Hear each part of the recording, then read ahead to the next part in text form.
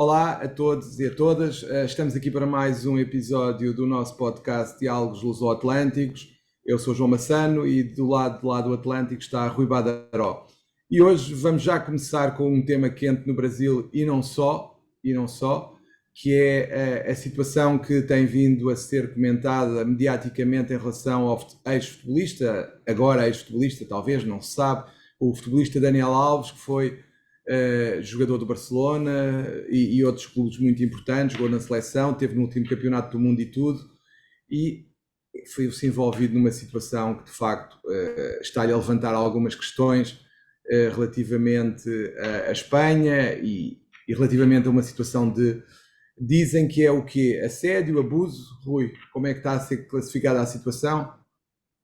João, olá, espero que esteja tudo bem consigo. Pois bem, este caso me parece mais um caso emblemático envolvendo atletas aí, superatletas dos esportes. No caso agora, o futebol, para variar, de novo, e envolvendo de novo um brasileiro, infelizmente. Ponto.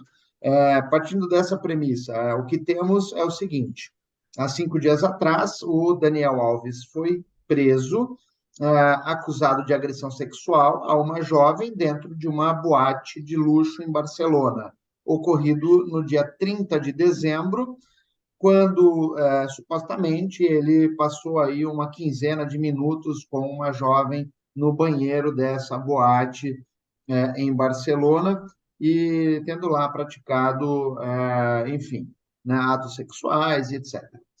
O X da questão, João, não pensando no aspecto técnico-jurídico, até porque, neste momento, uma vez que o atleta está preso, aguardando as acusações se efetivarem e, então, responder o processo por essa agressão, o que chama a atenção é justamente a incapacidade da grande maioria dos atletas, não só deste Daniel Alves, brasileiro, mas de todos, em vários esportes, em diversos lugares do mundo, onde a incapacidade desses atletas de gerenciar suas respectivas vidas pessoais frente ao excesso de exposição ou frente à exposição, entre aspas, Deixa-me, empoderada. Oi, João. Rui, Estou aqui. Me ouve? deixa-me só fazer aqui uma pergunta que tem a ver com o seguinte.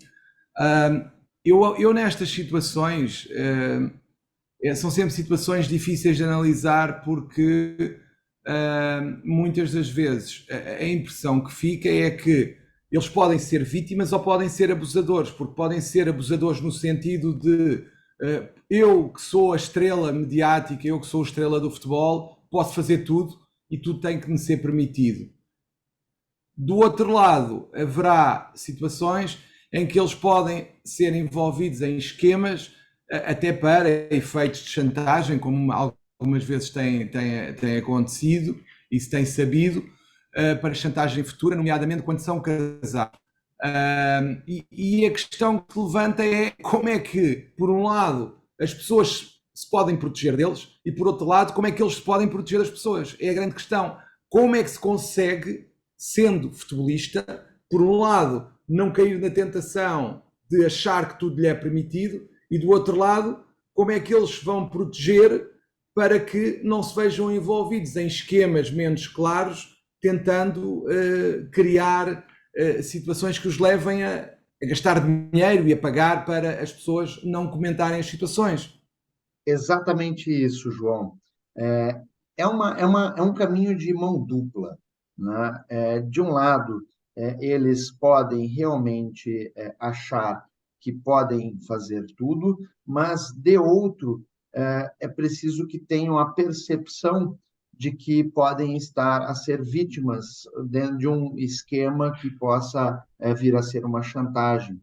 E há outro caso emblemático nesse sentido, que foi o caso do menino Neymar, que já não é mais tão menino, e, enfim, mas que anos Mas, atrás. Rui, antes de contares a história do Neymar, como tu também deves saber, o próprio Ronaldo foi envolvido numa situação nos Estados Unidos da América em que também foi acusado de algo e depois nunca se percebeu muito bem se aquilo era verdade, se era mentira, mas o que é certo é que advogados estiveram envolvidos e houve negociação com a senhora, os processos foram arquivados de uma forma que ninguém percebeu muito bem, pelo menos em Portugal não percebeu, mas cá também não tínhamos que perceber. Isto envolve e pode envolver todos os potencialmente mediáticos, mas Sim, ias a contar do Neymar, presumo eu. sim.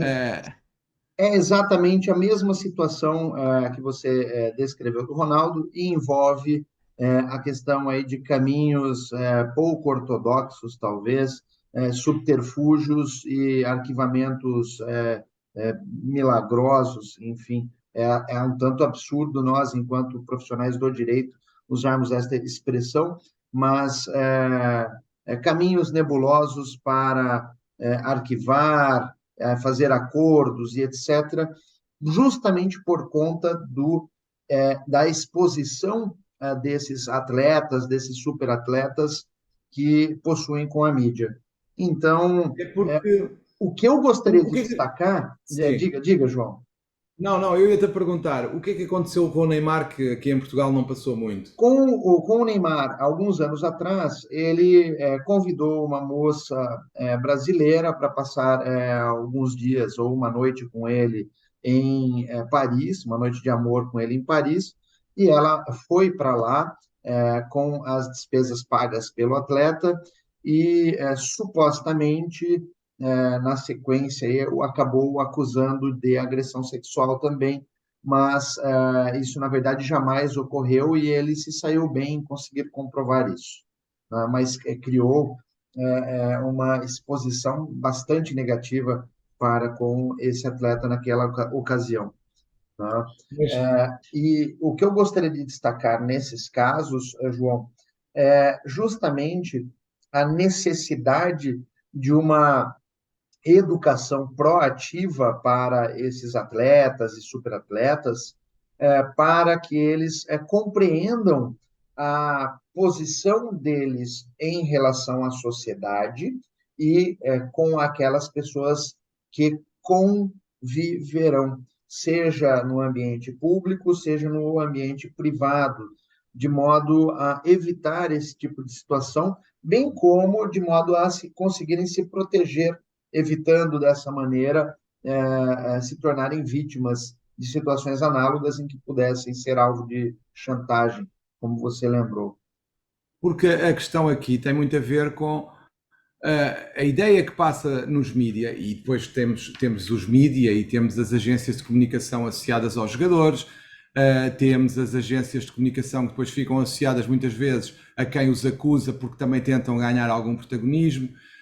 E a questão que fica sempre é, no meio disto tudo, é quase sempre uma situação tão nebulosa que é difícil, porque por um lado, quem gosta do jogador vai dizer que a culpa é toda da senhora, quem não gosta do jogador e quem detesta jogadores de futebol vai dizer que eles são depravados e que aproveitam o estatuto para conquistar e abusar de todas as mulheres que andam à volta deles. Portanto, nós ficamos sempre aqui no meio sem perceber muito bem o que é que se passa, porque depois, como é óbvio, nós não temos os mecanismos de um tribunal e que o que acontece na maior parte dos casos é tão estranho, tão obscuro, que fica uma nuvem tão grande em cima do futebolista, quer ele seja ilibado, quer não seja de tudo, quer saia sem nenhuma condenação, quer não saia, a sensação que fica sempre é ele se fosse porque era jogador de futebol e porque pagou, porque ele fez mesmo algo que é errado. É a ideia que fica sempre em Portugal, mesmo o próprio Ronaldo, apesar de tudo o que foi, de tudo o que aconteceu, o que eu sinto é que a mancha fica sempre, quer a pessoa tenha, quer não tenha culpa.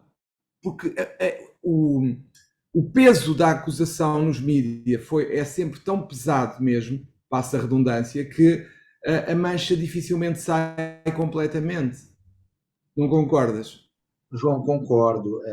Nós sabemos que o processo penal, justamente no que concerne à acusação e todo o seu tramitar, já é uma condenação para aquele que o enfrenta. E, de outro lado, quando há exposição midiática, né, como você lembrou, é óbvio que essa condenação, esse pesar que o acusado, o réu, deverá enfrentar, já é dobrado ou triplicado. E, nesse sentido, é que eu tenho lutado, seja academicamente ou como advogado, justamente para explicitar a necessidade de que processos como esse, ou seja, midiáticos e na esfera penal, sejam efetivamente levados com o máximo de discrição. Eis o abusilis, né? O que tenho visto no Brasil e também alguns depoimentos teus em Portugal, leva-me a crer que a justiça, o judiciário, tem se valido demasiadamente da imprensa, da mídia, para expor os casos, para que a opinião pública faça juízo de valor, e esse juízo de valor, de certa maneira, acaba por influenciar a decisão judicial, o que acho particularmente abjeto. Porque a questão é mesmo essa, é que a ideia que passa tem muito a ver também com as dificuldades que a própria justiça e o sistema judicial têm em comunicar.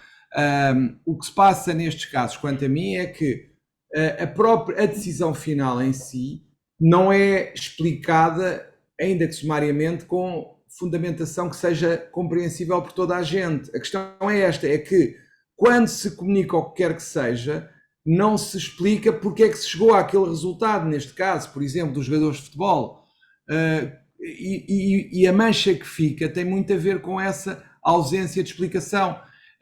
Eu penso que o sistema judicial ainda continua a funcionar muito numa lógica de comunicação primitiva, quando nós estamos com uma voragem informativa com uma velocidade vertiginosa e esta vertigem da informação, que as coisas têm que ser conhecidas no momento e há sempre informação a vir, cimenta uma convicção em relação a um determinado processo que depois é muito difícil de abalar se não se usar os mesmos meios ou similares para veicular uma opinião contrária. Ou seja, eu não defendo, nunca defendi uma mediatização total da justiça, mas acho que pelo menos sempre que há um processo, uma decisão, o que quer que seja judicialmente relevante, que tenha alarido social, que provoque uma reação social, deve haver cuidado na forma como se comunica. Se for uma sentença, se for uma decisão judicial que não sentença, outra qualquer,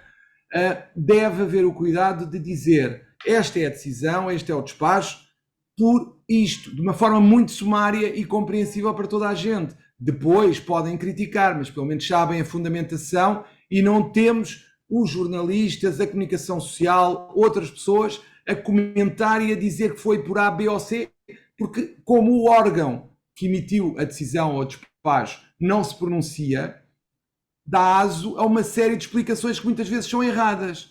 E este é que é o drama, é que a justiça não pode continuar numa espécie de mundo à parte, paralelo, porque tudo o que a justiça faz cada vez mais tem impacto social e a justiça tem que perceber de uma vez por todas que o que pretende é conformar as atitudes das pessoas, os movimentos das pessoas, e para isso acontecer as pessoas têm que perceber o que acontece.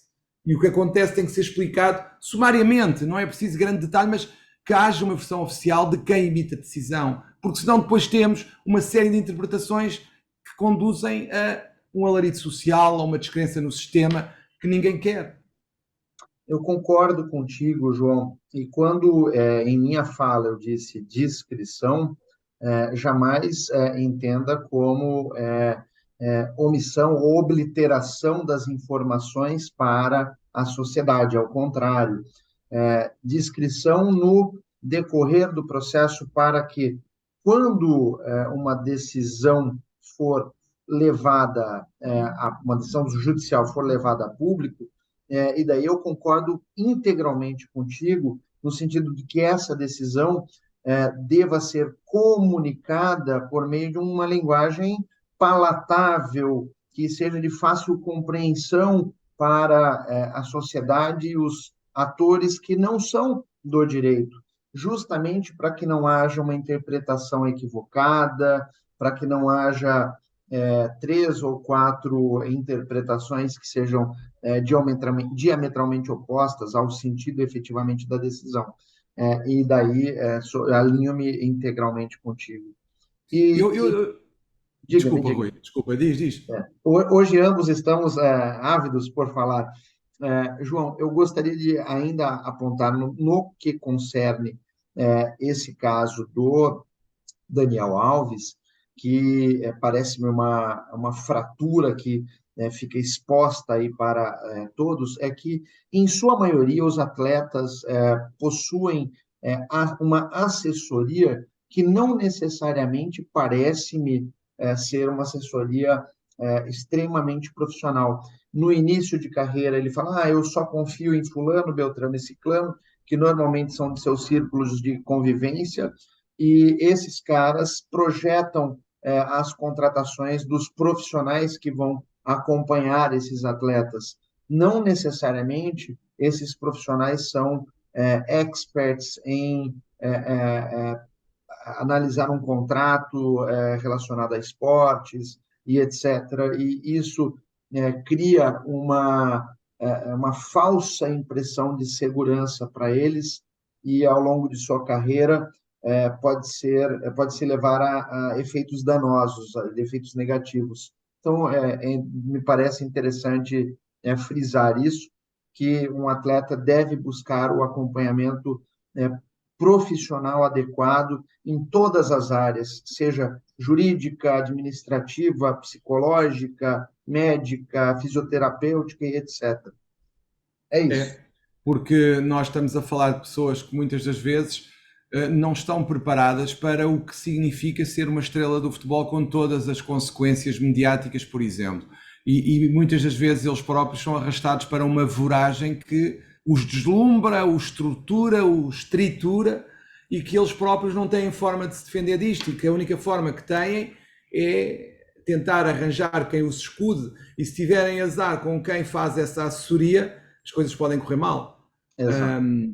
E eu gostava, para concluir os nossos diálogos de hoje, que já devem ir longos, mas gostava de falar, até porque tem a ver com a questão da comunicação, de uma situação que tem vindo a dar que falar em Portugal, que tem a ver com um processo que se iniciou como violência doméstica e depois ficou com um processo por ofensa à integridade física, ofensas à integridade física. E o que é que aconteceu?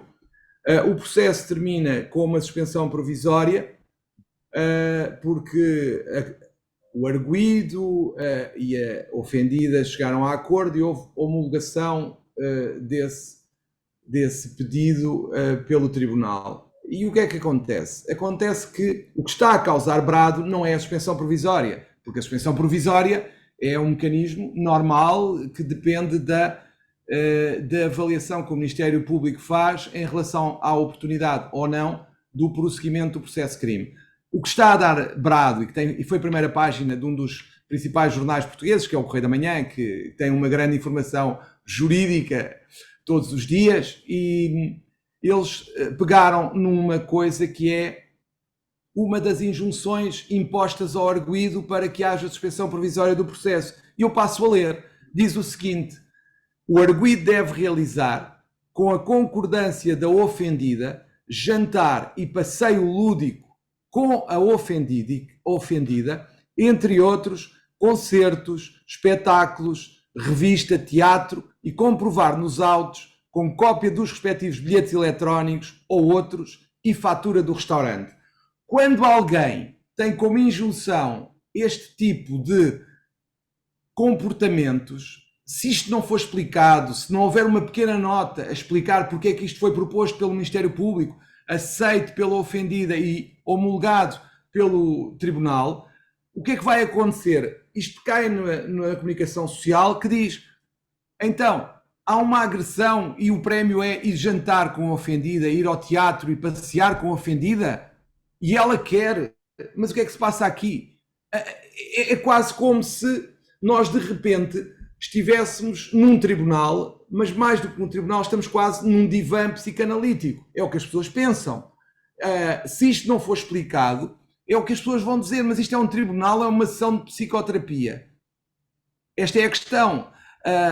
E isto tem que ser explicado. Eu não coloco, não quero discutir, volto a dizer, já o disse, já o escrevi, eu não quero colocar em causa a bondade da injunção. O que eu entendo é, por um lado, acho essencial que quando este tipo de injunções pode não parecer ter grande alarido social, tem alarido social, como foi o caso desta situação, é importante que se explique e que o órgão explique a razão que fundamentou isto para que, por um lado, não se crie uma sensação de impunidade do lado do agressor, que ainda pode começar a pensar e até pode dizer à vítima da violência doméstica: olha, podes fazer o que quiseres, vais a tribunal e eles ainda me vão dizer que eu tenho que ir jantar contigo.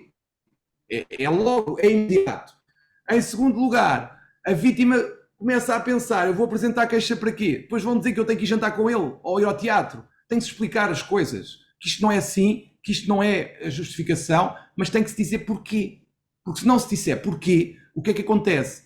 Cria-se o alarido social, a descredibilização do processo de crime por violência doméstica e ninguém mais acredita no sistema. Portanto, é essencial explicar para que todas as pessoas percebam o que é que fundamentou. Eu consigo perceber a razão. Agora, não há necessidade de passar por isto, pelo menos sem dar hipótese de explicação social. Tem que haver uma explicação social dada por quem propôs esta injunção e, nomeadamente, clarificando perante a opinião pública em que circunstâncias é que isto acontece e porque é que isto aconteceu aqui. É óbvio que todos queremos que os processos de crime terminem da forma mais pacífica para as partes possível. Agora, muitas das vezes nós sabemos que não é possível. Por um lado, porque, infelizmente, neste caso, que é uma coisa que é altamente criticável, que é, mais uma vez, como em Portugal, muitas vezes acontece, a vítima, a ofendida, não tinha advogado, não estava acompanhada por advogado quando assinou e quando aceitou esta situação. Isto não é admissível num Estado de Direito Democrático. O arguido, desde o momento da sua Constituição, tem que ter advogado e, se não tiver meios, tem advogado nomeado pelo Estado, pela Segurança Social. A ofendida pode ter ou não, e não é imediato, tem que recorrer à Segurança Social, pedir a nomeação, etc. Apesar do processo ser urgente, muitas das vezes demora tempo e muitas das vezes acontece, como aqui, que ela chegou a uma suspensão provisória do processo, que eu não sei se ela percebeu, também não vou discutir isso, mas para mim era essencial que ela tivesse um advogado, porque o advogado, e volto a repetir, a Ordem dos Advogados, o Conselho Jornal de Lisboa, porque houve alguma polémica por aí, não defende nem a posição do arguido, nem a agressor, nem a posição da ofendida / vítima. O que se entende é que todos têm direito a acompanhamento jurídico, só isto. Todos têm que ter acompanhamento jurídico que esclareça os direitos e os deveres e tudo o que está associado às soluções como esta suspensão provisória do processo. As pessoas têm que perceber o que isto implica e, quanto a mim, nada melhor do que a companhia e o acompanhamento de um advogado. Por outro lado, é essencial também perceber que muitas das vezes as vítimas estão numa situação tal de dependência, até por pressão do agressor, que aceitam tudo. Aceitam tudo. E é muito importante que se assegure que estas situações não acontecem em virtude dessa dependência psicológica. Eu não defendo um sistema paternalista, nem decupido, em que o Estado tenta juntar as pessoas, fazer a reconciliação e somos todos amigos. Não é isso. Não é isso. O que eu entendo é que nestes processos, por causa da sua especial natureza e da especial dependência que muitas vezes as vítimas têm em relação ao agressor nos casos da violência doméstica, é essencial que o Estado proteja as próprias vítimas, às vezes até da sua própria vontade. E é isso que se tem que ter o cuidado de fazer. Desculpa o alongamento, Rui, mas isto está um bocado quente aqui em Portugal, apesar do frio. Eu preciso fazer dois questionamentos sobre o que essa notícia que trouxeste, né?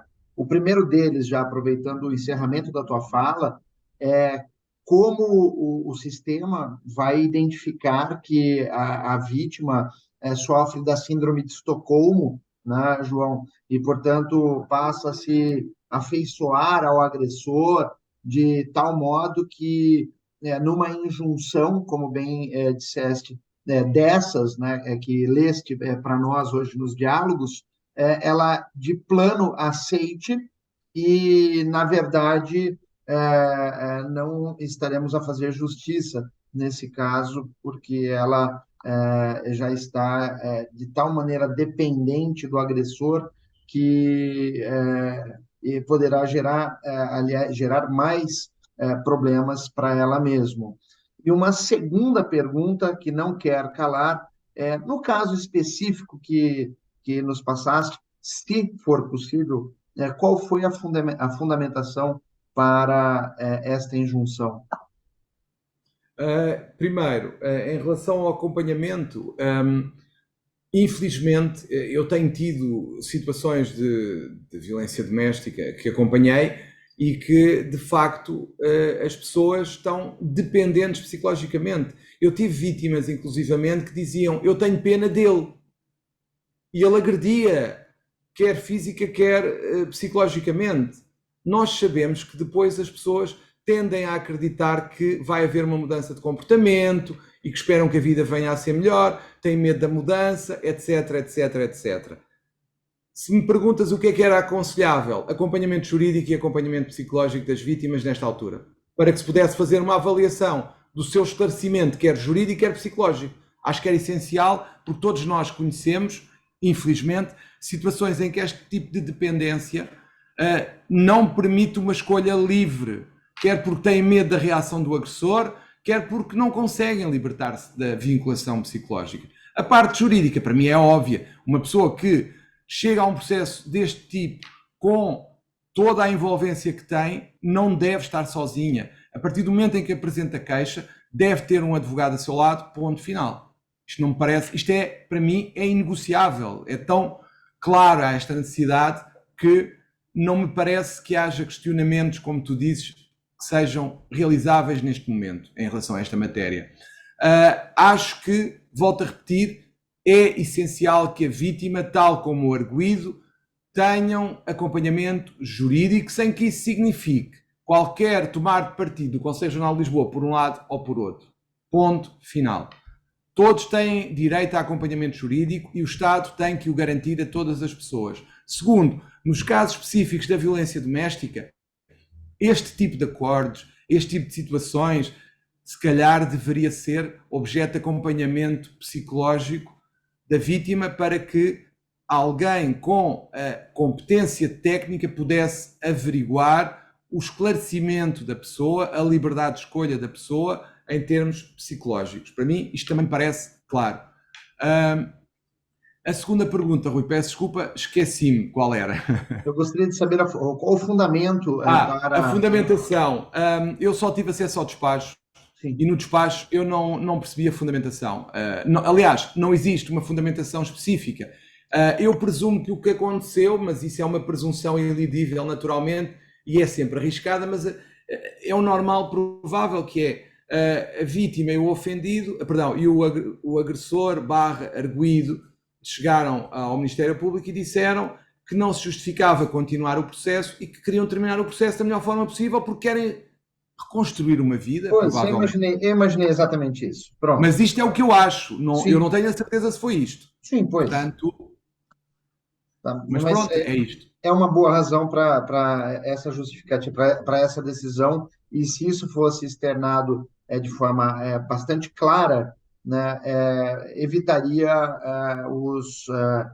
as interpretações equivocadas, como você já apontou em textos mais Exatamente. claros. É só isso. É que eu acho que é isso. É 3 pontos. Primeiro, perceber, explicar em termos sociais o que é que isto significa, para que não se criem imagens erradas e que não se tirem conclusões apressadas e erradas, volto a dizer. Por outro lado, assegurar a liberdade e o esclarecimento da ofendida, através de acompanhamento de um advogado, desde o momento da queixa, para que a pessoa, quando chega a este momento, tenha todos os conhecimentos que lhe permitem tomar a melhor decisão juridicamente fundamentada. É exatamente isso. João, hoje, ainda nos nossos diálogos, em que pese não vá ao ar neste dia, eu registro que estamos a gravar no dia do aniversário da cidade de São Paulo. Então, é isso. Um meu muito obrigado por estes diálogos e nos vemos no próximo Diálogos Luso-Atléticos com João Massano e Rui Badaró. Muitos parabéns a todos os paulistas e até à próxima. Até a próxima.